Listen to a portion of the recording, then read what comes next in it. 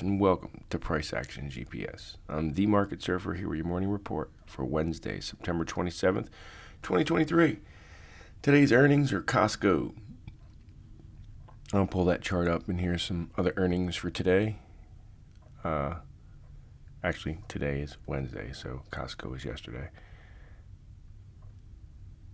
For Tuesday, Wednesday is Wells Fargo.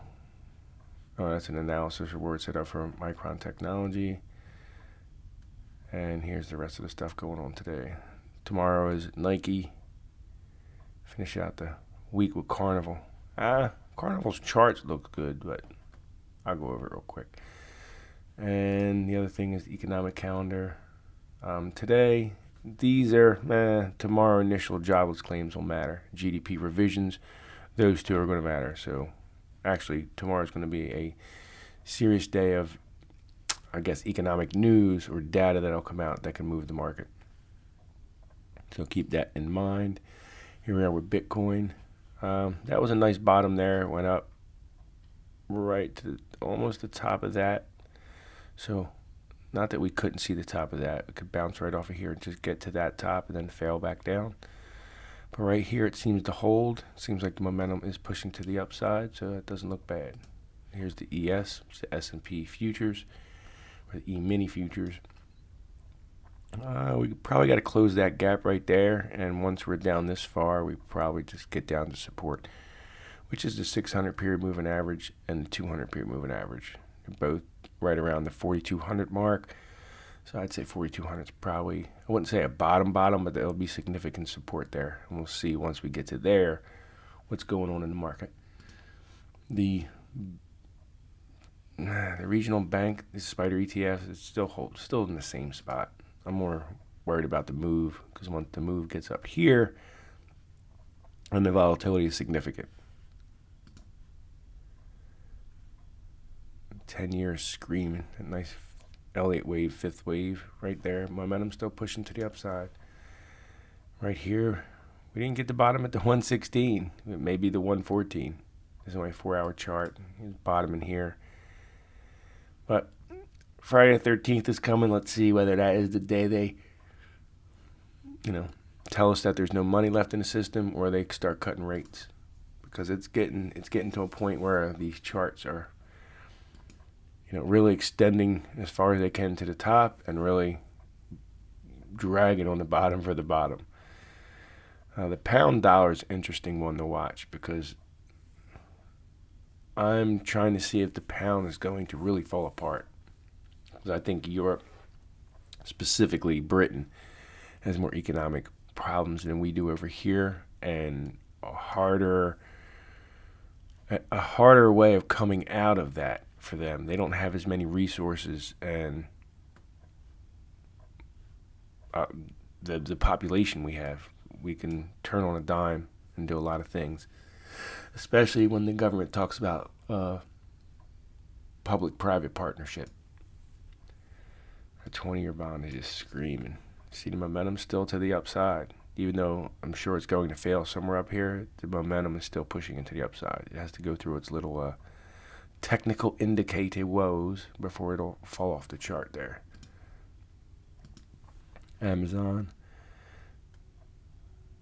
probably most likely there. Palantir, I wouldn't be buying anything right now. I'd be trading interest rates and leave everything else alone for now. Oh no, PayPal looks like it's that wedge is really forming nicely. So even if it's not a fundamental reason, there'll be a short covering. I don't know if it gets to 152 on short covering, but something down here will start giving. Generac looks the same. Apple looks the same. Still pushing the momentum still to the downside.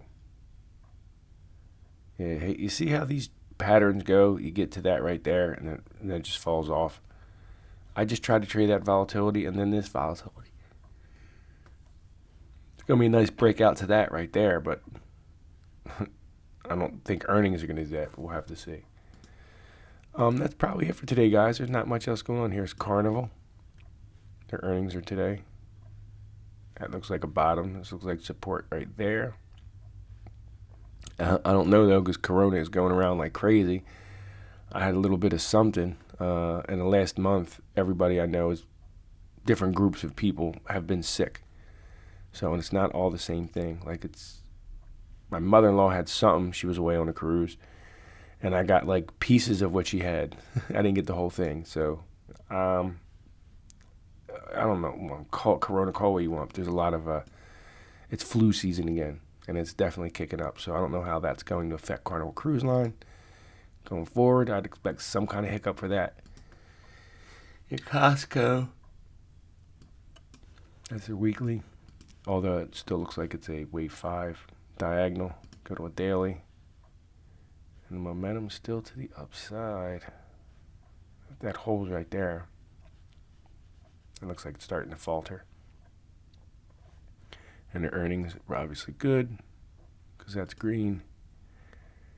Right in line. A little bit of a surprise. Not much. So that looks good. Now the buying frenzy will probably falter. I think find some support around the 405 mark. Alrighty, buddy, that's it. Thank everyone for tuning in. This is a value for value endeavor. If you find any value in this, please return it. Thumbs up, a comment, a thank you. What we're doing right or wrong is fine with me. You should download the new podcast apps at podcastapps.com. You could boost away. It decentralizes everything if we ever get into some serious talk about economics and these platforms don't like it. No Agenda Tube will never take it down, but the other places may. So just want to thank everybody for being here. Stay safe and effective, everybody, and have a wonderful day.